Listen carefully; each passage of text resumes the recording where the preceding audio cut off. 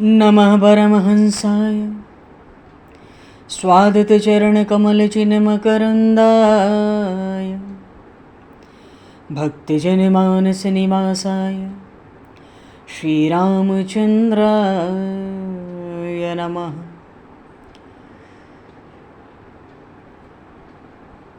वंशीविभूषितकरान्नवनीरदाभात् पीताम्बरादरुणबिम्बफलाधरोष्ठात् पूर्णेन्दुसुन्दरमुखादरविन्दनेत्रात् कृष्णात् परं किमपि तत्त्वमहं न जाने।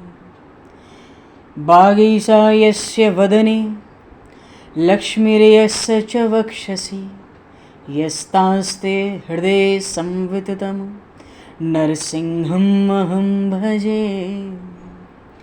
विश्वसर्गविसर्गादि नवलक्षणलक्षितं श्रीकृष्णाख्यं परमधाम जगद्धाम नमामि तत्।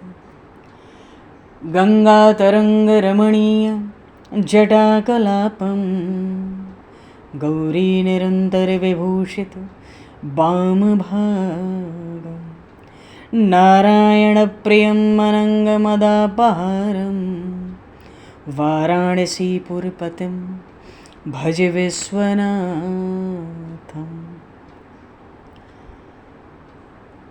प्रह्लादनारदपराशरपुण्डरीक व्यासेऽम्बरीशशुकशौनकभीष्मदालभान् रुक्माङ्गदेऽर्जुनवसिष्ठविभीषणादीन् एतानहं परं भागवतान् नमाम्यहम्। श्रीसीतानाथसमारम्भां श्रीरामानन्दार्यमध्यमाम् अस्मदाचार्यपर्यन्तां वन्दे गुरुपरम्पराम्। वाञ्छाकल्पतरुभ्यश्च कृपासिन्धुभ्य एव च पतितानां पावनेभ्यो वैष्णवेभ्यो नमो नमः। योगेन्द्राय नमस्तस्मै शुकाय ब्रह्मरूपिणे संसारसर्पदष्टमयो विष्णुरात्ममुच्यते। नारायणं नमस्कृत्य नरं चैव नरोत्तमं देवं सरस्वतं व्यासं ततो जयमुदीरये।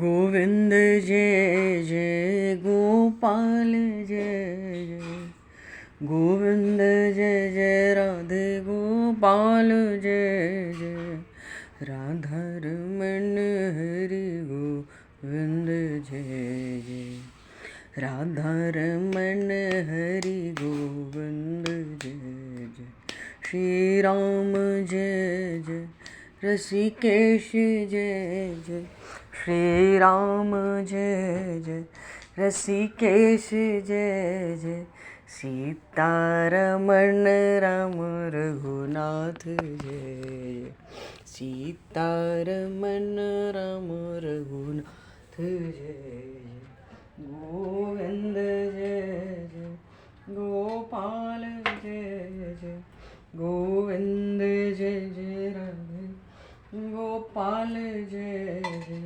राधा रमण हरि गोविंद जय जय राधा रमण हरि गोविंद जय श्री राम जय जय ऋषिकेश जय जय श्री राम जय जय ऋषिकेश जय जय सीतारमण राम रघुनाथ जय सीतारमण राम रघुनाथ जय जय गोविंद जय जय गोपाल जय गोविंद जय गोपाल जय जय राधा रमण हरि गोविंद जय जय श्री वृंदावन बिहारी लाल की जय श्री जमुना महारानी की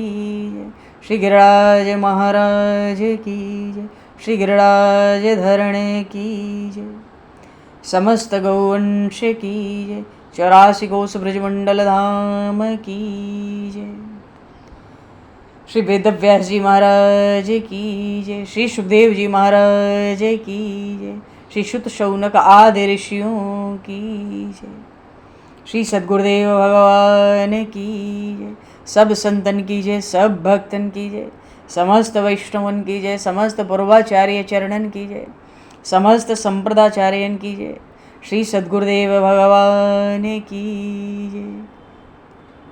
गंगा मैया की जय, जमुना मैया की जय, सरयू मैया की जय, गौ माता की जय, तुलसी माता की जय, पृथ्वी माता की जय, काशी महारानी की जय।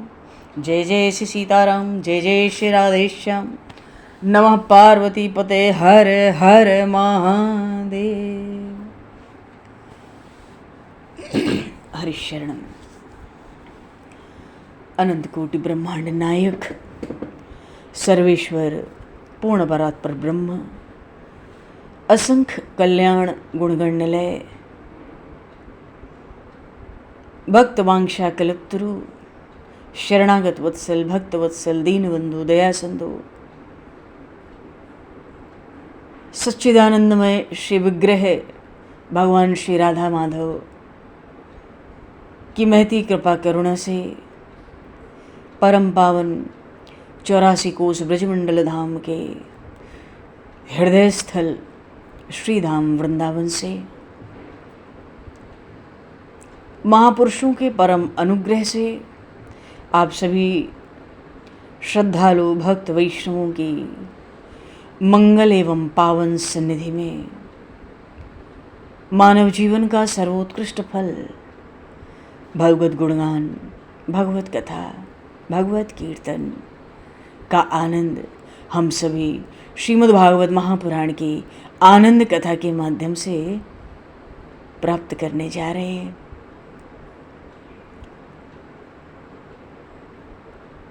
सर्वप्रथम आप सभी भक्तजनों के श्री चरणों में भगवत भाव से सादर वंदन, सादर नमन। आप सभी को यथा योग्य जय सिया राम, जय जय श्री राधे, हरि शरणम। जय हो, जय जय श्री राधे, सभी को जय सिया राम, जय हो भगवान, जय हो श्री राधे, श्री राधे, जय जय जय जय। कासाय वस्त्रं मणिहारभूषितं सिंहासनस्थं श्रितभक्तव्यापितम् अनाथनाथं करवीरवासनं श्रीकृष्ण गोविंद शरणं प्रपद्ये। श्रीकृष्ण गोविंद मनसा स्मरामि। आज श्री पुत्रदा एकादशी, द्वादशी युक्त एकादशी व्रत और आज रात्रि में जागरण, ये तो भगवान की असीम कृपा है। ये भाव भी बड़े भाग्य से होता है कि आज रात में जागरण है और हमको जगना है। ये तो हरि संकीर्तन की रात्रि होती है, इसलिए एकादशी को हरिवासर कहते हैं। भगवान श्री हरि का अत्यंत प्रिय दिवस है हरिवासर। तो आज श्री पुत्रदा एकादशी के परम पावन पर्व पे आप सभी भक्तों को, वैष्णवों को, श्रद्धालुओं को, प्रेमी जनों को बड़ी हार्दिक मंगलमय शुभकामनाएं। देवता भी स्वर्ग के चाहते हैं कि मृत्युलोक में हमारा जन्म हो। क्यों? जिससे कि हम एकादशी व्रत और जागरण कर सके। इतनी विलक्षण महिमा एकादशी व्रत की है। कलयुग में एकादशी भवबंधन से पार लगाने वाली है। समस्त पापों का नाश करके हमारी समस्त मनोकामनाओं को पूर्ण करने वाली है। जो नियम से, शास्त्र विधि से एकादशी व्रत करते हैं, भगवान की वाणी है, वो जीवन मुक्त हैं, वो साक्षात विष्णु स्वरूप हैं। एक बार महाराज युधिष्ठिर ने उनसे कहा भी था कि जो शास्त्रीय विधि से एकादशी व्रत करते हैं वो जीवन मुक्त हैं, वो विष्णु स्वरूप हैं। ये जान के बड़ी उत्सुकता हो रही है ये जानने की कि वो कैसे जीवन मुक्त हैं, वो कैसे विष्णु स्वरूप हैं। भगवान ने बड़ा सुंदर, देखो, बोली एकादशी महारानी की जय। देखो, एकादशी यदि सोमवार को या गुरुवार को आती है तो उसका महत्व और भी बहुत बढ़ जाता है। ये सोमवार का दिन तो महापुरुषों का दिन है, भगवान शिव का दिन है। तो ऐसा किया जाए कि आज सबसे पहले हम लोग भागवत करेंगे, कुछ कहेंगे सुनेंगे, फिर जागरण भी है।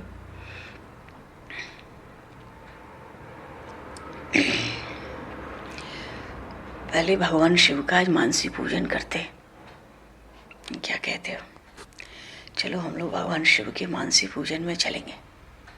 बोलिए श्री शंकर भगवान की, उमापति श्री महादेव भगवान की जय। आँख बंद करो, मानसी तैयारी करो। पहले इसको बंद करो। अरे शरण, मानसी तैयारी के लिए बढ़िया सुंदर स्वर्ग की मंदाकिनी गंगा का जल, सुगंधित मधुर स्वर्ण पात्र में, स्वर्ण के कलश में लेकर आवे। फिर सुरभि गैया, स्वर्ग की कामधेनु गैया, वेद लक्षणा गैया का दूध, दही, घी और उस कामधेनु गैया के दुग्ध से बना हुआ कोई मीठा पदार्थ, भोज्य पदार्थ, बूरा के नाम पर भगवान शिव को पंचामृत स्नान कराएंगे। पहले मानसिक करके फिर आगे चलते हैं। हरे शरणम। और कुबेर जी की पुष्प वाटिका में चल के पंचामृत स्नान की तैयारी हो गई। थोड़े कुछ रेशमी सुंदर वस्त्र, श्वेत हों तो बहुत बढ़िया है, जनेऊ यज्ञोपवीत रखेंगे पूजा के लिए, रेशमी तारों का बढ़िया सुंदर, और कम से कम 5 पानबेरी बिना कत्थे और चूने के, स्वर्ण पात्र में, मणिमय पात्र में, दक्षिणा के लिए स्वर्ण मुद्राएं, और भोग धूप की तैयारी रखेंगे। दीप 2 तरह से, कपूर का भी जलाएंगे और कामधेनु गैया के घी का भी ज्योत जोड़ेंगे, जलाएंगे। भगवान शिव की, उन बाबा विश्वनाथ की मन से हम लोग मानसी पूजा करेंगे।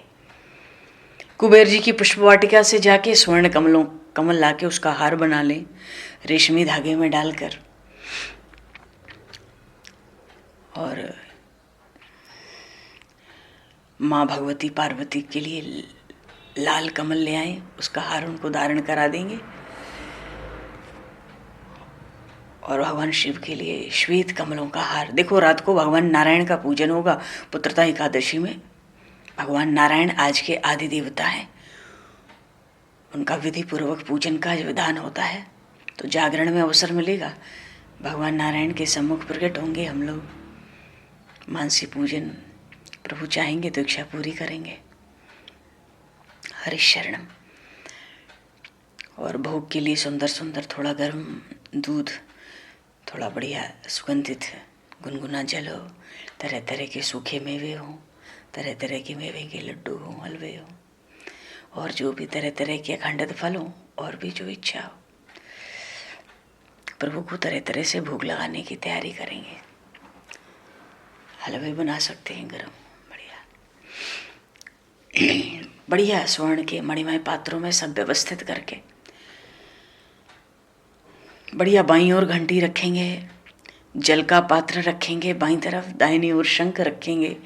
शंख अर्घ देने के लिए बढ़िया सुगंधित जल होगा, उसमें द्रव्य होगा, फूल होगा, चंदन होगा, सुगंध होगी। भगवान को आचमन कराने के लिए कपूर और लौंग डाल के जल अलग रखेंगे। तो जितने जल पात्र हैं बाईं ओर रखेंगे, दाहिनी ओर शंख रखेंगे, और घी के दीपक रखेंगे। ज्योत के लिए जो व्यवस्था की है दाहिनी ओर रखेंगे। सामने पुष्प रखेंगे, चंदन, मलयागिरी पर्वत का थोड़ा चंदन लेके बढ़िया घिस के भगवान को उससे तिलक करने के लिए। शाम का समय है, थोड़ी भस्म भी रख सकते हैं, बेलपत्री राम राम लिख करके, थोड़ा दुर्वादिल, धतूरा, थोड़ा भांग भी, क्या बुराई है। भगवान को जैसे प्रसन्नता हो, जो प्रिय हो। सब्जी सबके पचाने की तो है नहीं, जहाँ फबे वहीं से ही शोभा होनी चाहिए। हरिशरणम। और जो बची कुची तैयारी अपने हिसाब से मन से करना है, सब करेंगे। बोले श्री बाबा विश्वनाथ की जय। हरिशरणम। कुबेर जी की पुष्प वाटिका में गए तो वहाँ बड़े अच्छे अच्छे भी, बहुत तरह के भी फूल हैं।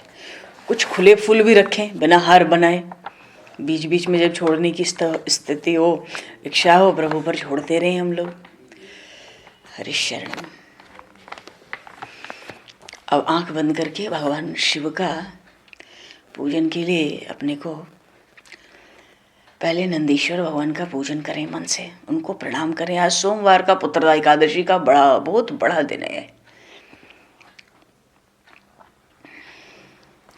नंदीश्वर महाराज को उनको प्रणाम करें, जल छोड़ें,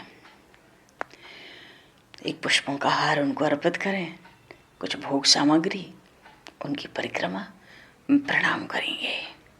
बोलिए श्री नंदेश्वर महाराज की जय। अब कार्तिकेय जी का पूजन, उनको भी नमन करेंगे। जल की सेवा, पुष्पों की सेवा, हार पुष्पहार की सेवा, कुछ भोगराग, उनकी परिक्रमा, 6 मुख वाले इन कार्तिकेय जी के। जय हो महाराज। कुबेर जी का पूजन करने से भी भगवान शिव को बड़ी प्रसन्नता होती है। सबके मंत्र हैं पूजन के, अभी मंत्रों का उच्चारण नहीं कर रहे हैं, भावना से ही मन से पूजन करेंगे, बहुत ज्यादा समय नहीं रहता है।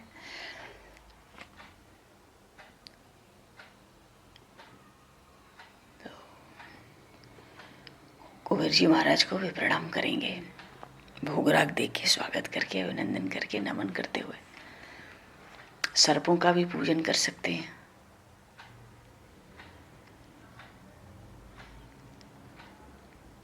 करना चाहिए, प्रणाम करना चाहिए, नमन करना चाहिए। भगवान शिव का जब पूजन करते हैं तो हाथ में बेलपत्र, अक्षत भी ले लेते हैं। ले भी लेंगे तो भी ठीक है, आज नहीं भी लेंगे तो भी ठीक है। ध्यान करेंगे भगवान शिव का। कर्पूर गौरम करुणावतारम संसार सारम भुजगेन्द्रहारम सदा वसंतम हृदयारविंदे भवं भवानी सहितं नमामि। भवं भवानी सहितं नमामि।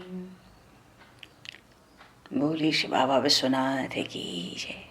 श्री उमा महेश्वराभ्याम नमः। तो अभी पूजन हम लोग कहाँ पर करेंगे चल के, ये तो विचार नहीं किया अभी। चलो अभी सोमनाथ जी चलते हैं, द्वारिका से लगभग 250-250 किलोमीटर दूर, एकदम समंदर के तट पर सोमनाथ जी महाराज विराजमान है। बड़ा बड़ा विशाल लिंग का स्वरूप है। बोलिए श्री सोमनाथ जी महाराज की जय। हरि शरणम। ध्यान करो।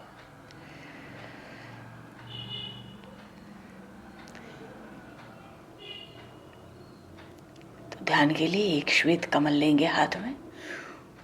ओम श्री सोमनाथाय नमः। साम सदाशिवाय नमः। ध्यानार्थे चाहे बेलपत्र ले ले, ध्यानार्थे बेलवपत्रम पुष्पाणि च समर्पयामि। समर्पयामि मनसा परिकल्प समर्पयामि। भगवान सोमनाथ का ध्यान करेंगे, आसन देंगे उनको। श्री सोमनाथाय नमः। साम सदाशिवाय नमः। आसनार्थे बिल्वपत्राणि समर्पयामि मनसा परिकल्प समर्पयामि। बेलपत्री अर्पित करेंगे। राम नाम लिखे हुए नहीं, राम नाम को तो भगवान शिव मस्तक पर धारण करते हैं, मुख में धारण करते हैं, हृदय में धारण करते हैं। राम नाम से अंकित बेलपत्री आसन के लिए नहीं देंगे। शंख में जल लिया है, तरह तरह की सुगंध है, बड़ा दिव्य पवित्रतम जल है, उससे भगवान का पाद प्रक्षालन करेंगे, चरण धोएंगे। श्री सोमनाथाय नमः। साम सदाशिवाय नमः। पादयो पाद्यम समर्पयामि मनसा परिकल्प समर्पयामि। जल को मस्तक पर रख लेंगे थोड़ा। शंख में जल लेके अर्घ देंगे। अर्घ दाहिने हाथ में देते, हाथ धुलाते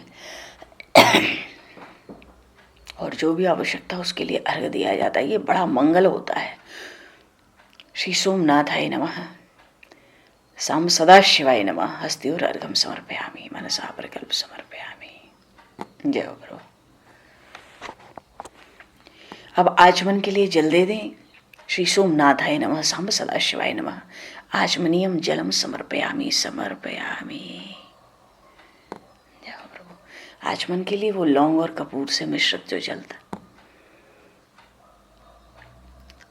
अर्घ देते हैं, तो चंदन केसर ये सब मिला के अब स्नान कराएंगे। स्नान कराएंगे।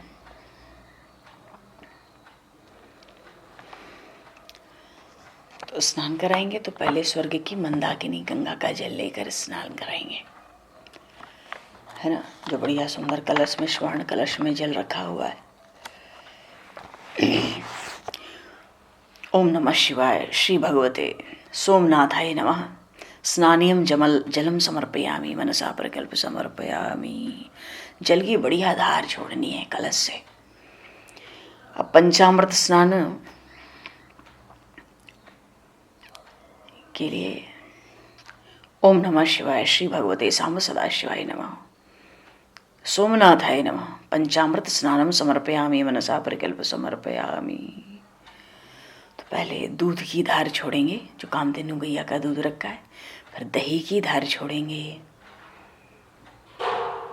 बढ़िया तो ये रहे कि दूध की धार छोड़ के जल की धार छोड़ी जाए, फिर दही की धार छोड़कर फिर जल की धार छोड़ी जाए, फिर कामधेनु उस स्वर्ग की सुरभि गैया का जो घी है उसकी धार छोड़कर जल की धार छोड़ी जाए।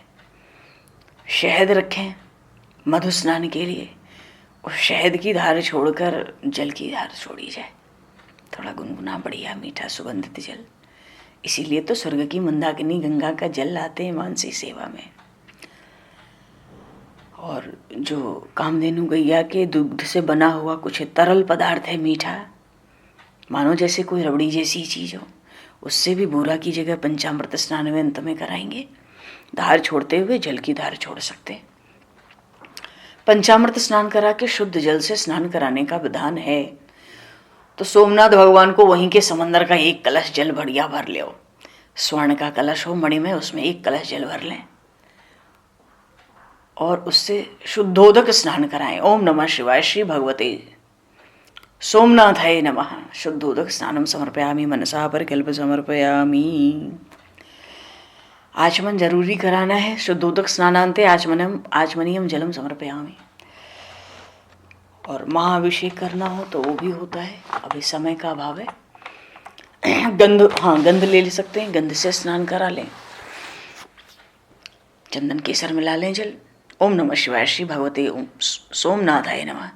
गंधोदक स्नानम समर्पयामि मनसा परिकल्प समर्पयामि।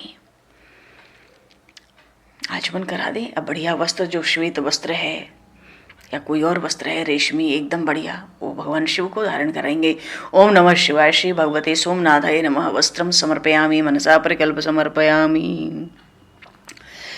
आचमन करा दें। वस्त्रांते आचमनीयम जलम समर्पयामि। यज्ञोपवीत धारण कराएंगे। ओम नमः शिवाय। श्री भगवते सोमनाथाय नमः। यज्ञोपवीतम समर्पयामि। यज्ञोपवीतांते आचमनीयम जलम समर्पयामि मनसा प्रकल्प समर्पयामि। उपवस्त्र भी धारण करा सकते हैं, आचमन करा सकते हैं। अब चंदन ले लेंगे। मलयागिरी पर्वत का स्वर्ण पात्र में चंदन रखा हुआ है, बढ़िया हाथ में 4 उंगली में भर लेंगे। ऐसे भी लगा सकते हैं, और जिनको लगाना आता है अंगूठा, मध्यमा और अनामिका, इनकी सहायता से ऊर्ध्वपुंड्र भगवान शिव को पहले अंगूठा, फिर दाहिने से बाएं दोनों उंगलियां, बीच की अनामिका और मध्यमा, और फिर अंगूठे से बीच में 3 रेखाएं होंगी, 2 ऊपर नीचे उंगलियां होती हैं, मध्यमा अनामिका। पहले अंगूठे से तिलक करेंगे मलयागिरी चंदन का, फिर बीच की 2 उंगलियां लेंगे, मध्यमा और अनामिका, दाहिने से बाएं उड़ जाएंगे, फिर अंगूठे से बाएं से दाहिने ओर। बोलिए श्री सोमनाथ भगवान की जय। क्या सुंदर तिलक है। भस्म भी धारण करा दो। ओम नमः शिवाय। श्री भगवते सोमनाथाय नमः। भस्म समर्पयामि मनसा प्रकल्प समर्पयामि। भस्म भी निवेदित कर दिया जाए। पुष्पमाला कुबेर जी की पुष्प वाटिका से जो स्वर्ण कमल और श्वेत कमल आया है, उसका हार अर्पित करेंगे। ओम नमः शिवाय। श्री भगवते सोमनाथाय नमः। पुष्पमालां समर्पयामि मनसा परिकल्प समर्पयामि। जय हो। खूब बड़ा हार तो चाहिए ही, इतना विशाल स्वरूप है, शिवलिंग है। अब बिल्व पत्र जिस पे राम राम लिखा है, तीनों पत्तों पर कम से कम 5 बेल पत्र। ओम नमः शिवाय। श्री भगवते सोमनाथाय नमः। बिल्व पत्राणि समर्पयामि मनसा परिकल्प समर्पयामि। ओम नमः शिवाय। ओम नमः शिवाय। उल्टा करके रखेंगे।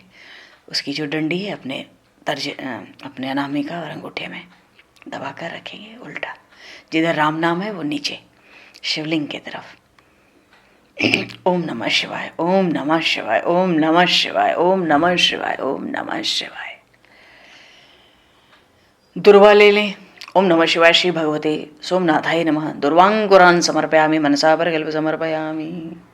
एकदम चमचमाते हुए खिले हुए दुर्वा, और भी जो चढ़ाना हो यहीं चढ़ा ले। धूप ले लें। धूप दिखानी। ओम नमः शिवाय। श्री भगवते साम सदा शिवाय नमः। धूप माँ ग्रापयामि मनसा परिकल्प समर्पयामि। धूप दिखा देंगे दोनों तरफ बढ़िया सुगंधित।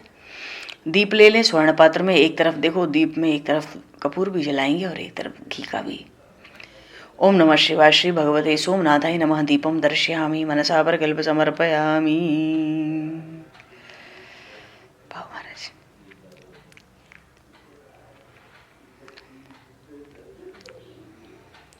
दीप दिखा दिया, भोग लगा देते। ओम नमः शिवाय। श्री भगवते सोमनाथाय नमः। नैवेद्यम निवेदयामि मनसा परिकल्प समर्पयामि।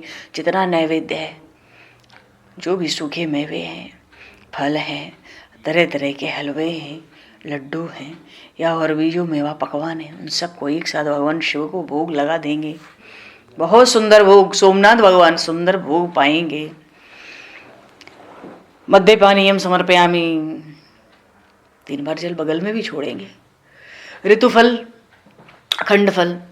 ओम नमः शिवाय। श्री भगवते सोमनाथाय नमः। ऋतुफलानि समर्पयामि मनसा परिकल्प समर्पयामि। अब धतूरे का फल ले। ओम नमः शिवाय। श्री भगवते सोमनाथाय नमः। धतूर फलानि समर्पयामि मनसा परिकल्प समर्पयामि। तांबूल का स्वर्ण पात्र मणिमय ले लें जो रखा है। ओम नमः शिवाय। श्री भगवते सोमनाथाय नमः। मुखवासार्थे एला लवंग भोगी फल सहितम तांबूलम समर्पयामि मनसा परिकल्प समर्पयामि।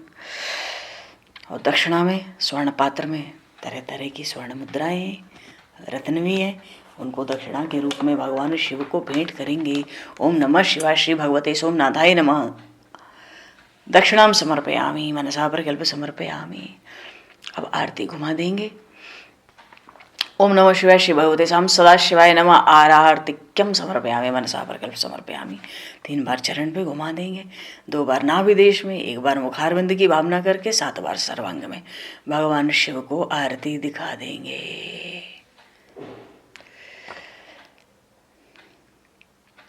और जो खुले हुए पुष्प हैं बाद में सब कुछ जितना बचा है, जितने खुले पुष्प हैं सब भगवान सोमनाथ जी महाराज के शिवलिंग पर सब सुशोभित कर दें हम।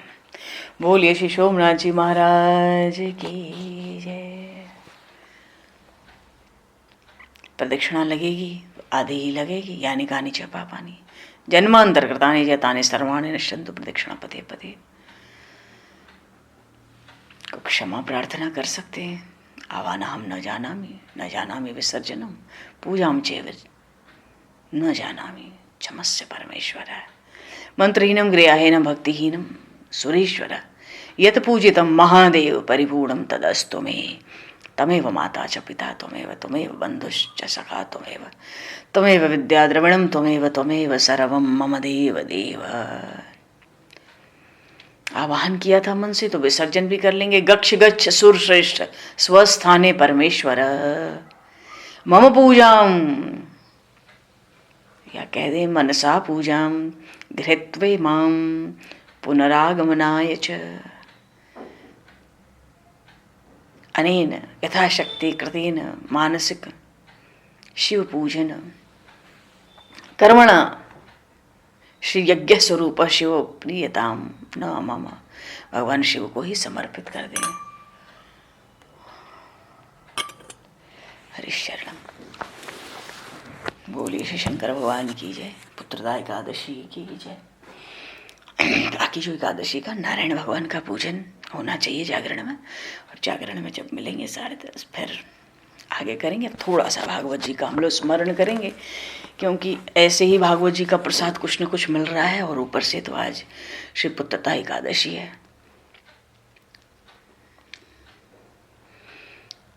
कहते हैं बड़ी उत्तम तिथि है, तो विचार आता है हर एकादशी ही उत्तम तिथि है। अलग क्या है?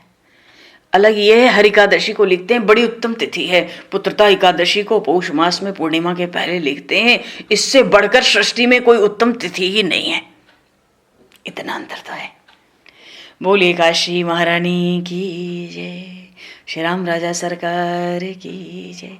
श्रीमद्भागवत महापुराण की जय। हरिशरणम। तो प्रसंग था, उद्धव जी आए भगवान के पास। प्रसंग है कृष्णम वंदे जगत गुरुम। सीधी सी बात है।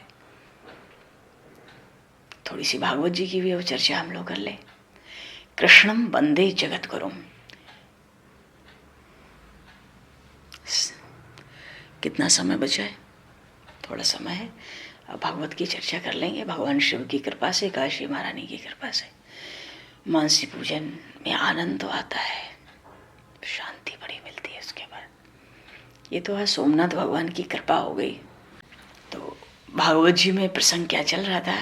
दत्तात्रेय भगवान का। और ये प्रसंग सुनान कौन रहा है? भगवान श्री कृष्ण। उद्धव जी ज्ञान ले रहे हैं, भगवान श्री कृष्ण उनको ब्रह्म ज्ञान का उपदेश कर रहे हैं, करने वाले हैं। इसलिए प्रसंग तो यही है, कृष्णम वंदे जगत गुरुम। अच्छा, जब भगवान अपने धाम पधारने वाले थे तो उसी समय उद्धव जी आए थे, भगवान के चरणों में वंदन किए। ये भी कहे थे कि मुझे अपने साथ ले चलो।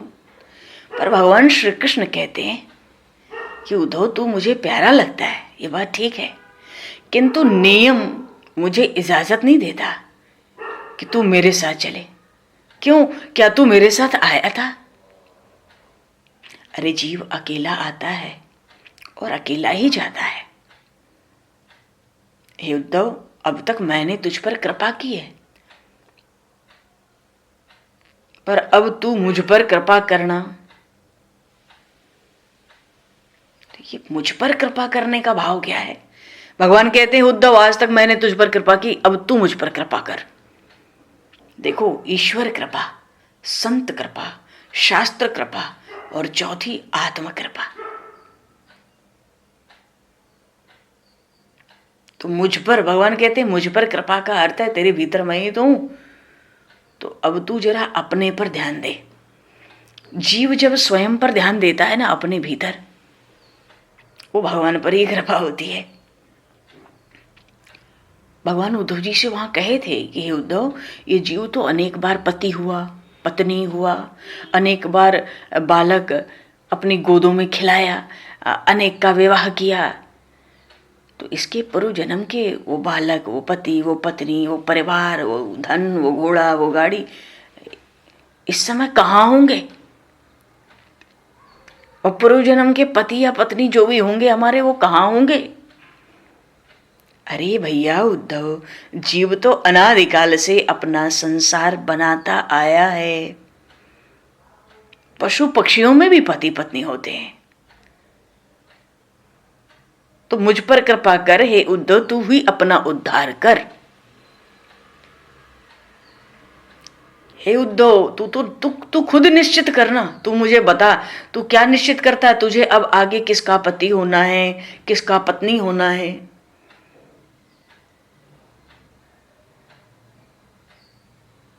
या अब हमें किसी के गर्भ में, पेट में नहीं जाना है, अब मुझे भगवान के चरणों में जाना है। क्योंकि उद्धव, जब तक तू अपने को नहीं पहचानेगा तेरा उद्धार नहीं होगा। इसलिए मुझ पर कृपा कर, तू स्वयं अपना उद्धार कर।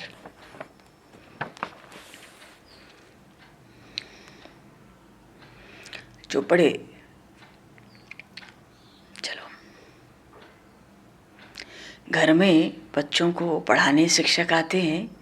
आजकल के बच्चों को ऐसा लगता है पिताजी मानो किसी को रख दिए हैं ऐसे, इसलिए कुछ पढ़ते लिखते नहीं। उनको तो लगता है अरे मेरे पिताजी इसको धन देते, ये क्या पढ़ाएंगे, ये तो धन के लिए खुद आते। कुछ पढ़ते लिखते नहीं। जब शिक्षक घर में जाकर पढ़ाने लगते हैं ना, तो बच्चे नहीं पढ़ते जल्दी, मन से नहीं पढ़ेंगे। परीक्षा में बढ़िया आ जाए अंक, उसकी लगन थोड़ी ही होती है, बस पास हो जाए, निकल जाए आगे।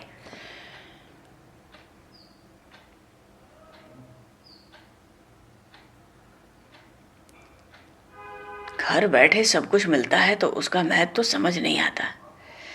अब गरीब का बालक हो तो उसको कौन पढ़ाने जाता है? उसके घर में पढ़ने की अनुकूलता भी नहीं होती, लेकिन उसको लगन रहती है मैं उत्तीर्ण हो जाऊं। अनुत्तीर्ण हो जाऊंगा तो खाना भी नहीं मिलेगा। गरीब घर का बालक है, उसको परीक्षा में उत्तीर्ण होने की इच्छा होती है, वो अपना पाठ ठीक तरह से तैयार कर लेता है। तो जिसको परीक्षा में उत्तीर्ण होने की इच्छा नहीं होगी, तीव्र इच्छा नहीं होगी, वो अपना पाठ याद नहीं करता, तैयार नहीं करता। आत्मनो गुरुरात्मैव पुरुषस्य विशेषतः यत प्रत्यक्षानुमानाभ्याम श्रेयो सावनु विदन्ते। आत्मनो गुरुरात्मैव पुरुषस्य विशेषतः यत प्रत्यक्षानुमानाभ्याम श्रेयो सावनु विन्दते। इसलिए भगवान ने कहा उद्धव जी से, एकदम स्पष्ट बात है। देखो उद्धव, तुझे अपने काम में लगन होनी चाहिए।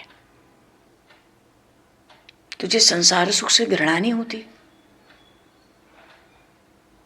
तू ऐसा निश्चय कर कि मुझे फिर इस संसार में नहीं आना है, मुझे भगवान के चरणों में स्थान लेना है।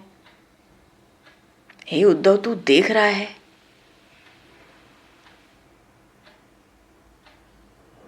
क्या देख रहा है? भगवान ने उद्धव जी से कहा कि मेरे बिना जो कुछ भी दिखाई देता है वो क्षण क्षण में बदलता रहता है। देखना उद्धव, जगत सत्य नहीं है, परमात्मा सत्य है। क्योंकि जिस प्रकार का तू प्रश्न मुझसे करता है, वैसा ही प्रश्न यदु राजा ने गुरु दत्तात्रेय से किया था। उनके शरीर पर लंगोट छोड़ के दूसरा कोई वस्त्र नहीं है, आनंद में मगन है। जहां उनका स्थान है ना, दत्तात्रेय भगवान सह्याद्री की तलहटी में विराजमान रहते। तो महाराज यदु वहीं पहुंचे थे। जाकर यही पूछा था भगवान दत्तात्रेय से महाराज यदु ने कि आपके पास तो कुछ है नहीं और आप आनंद में कैसे मगन हो? मेरे घर में सब कुछ है पर मुझे शांति नहीं है। आप पे कुछ नहीं है भगवान, आप आनंद में मगन हो।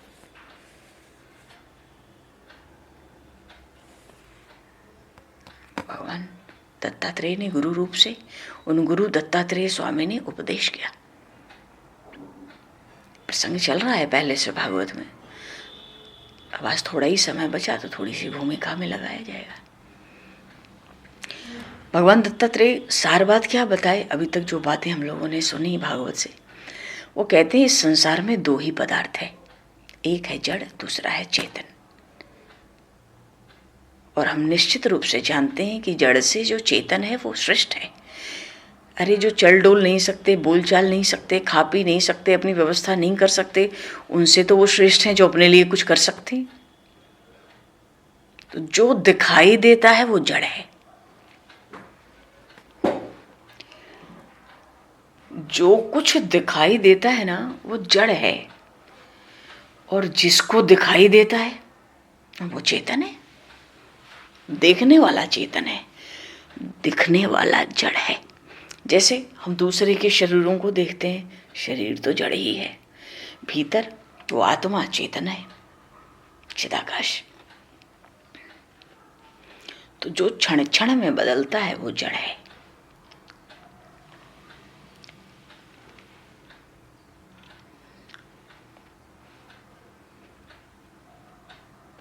और जिसका रहस्य सदा एक समान बना रहता है वो चेतन है। चेतन में परिवर्तन नहीं होता, जड़ का परिवर्तन होता रहता है। तो आनंद किसी जड़ वस्तु में नहीं होता, आनंद तो चेतन परमात्मा का स्वरूप है।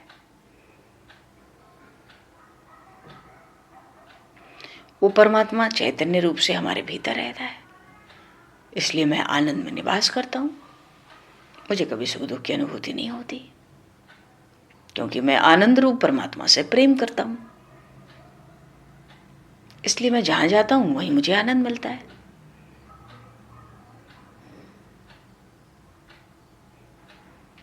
पर हे महाराज यदु, भगवान दत्तात्रेय कहते हैं मुझे जो ज्ञान मिला है ना, उसका एकमात्र कारण है अपनी दृष्टि को गुणमय रखना, अपनी दृष्टि को गुणमय रखना, किसी का दोष नहीं देखना। ब्रह्मा जी की जो सृष्टि बनी हुई है वो गुण और दोष दोनों से भरी हुई है, बनी नहीं है, भरी हुई है।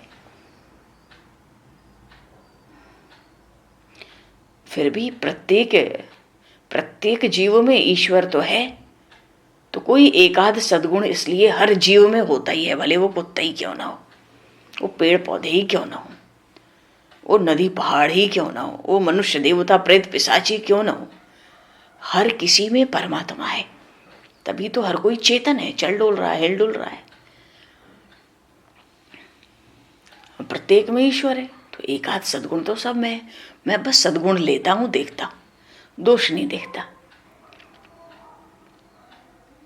तभी मुझे ज्ञान मिला। मैं उस सद्गुण पर विचार करता हूं, जिसमें मुझे गुण दिखाई देता है उसे मैं अपना गुरु बनाता हूं। इसलिए मेरे अनेक गुरु बन गए। देखो भैया, शिक्षा गुरु तो अनेक हैं, पर दीक्षा गुरु तो एक होता है। तो जहां भी भगवान दत्तात्रेय को, उन अवधूत दत्तात्रेय को कोई सद्गुण दिखाई देता, वहां उस सद्गुण के लिए वो उसको अपना गुरु बना लेते।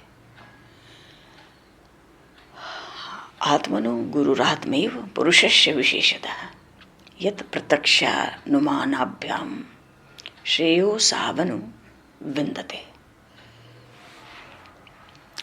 चलो, श्री सुखदेव जी महाराज की जय, श्री दत्तात्रेय भगवान की जय, सब संतन की जय, सब भक्तन की जय, सतगुरुदेव भगवान की जय।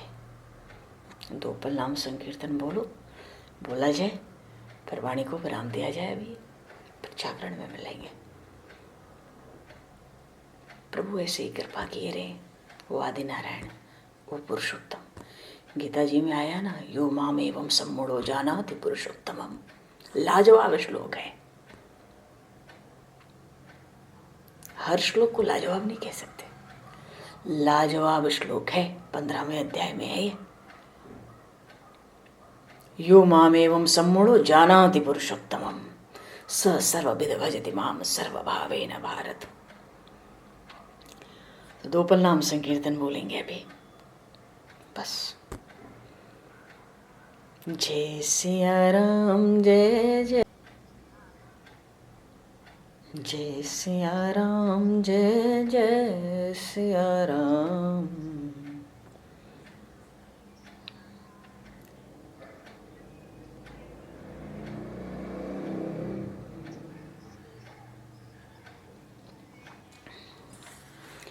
जय सिया राम।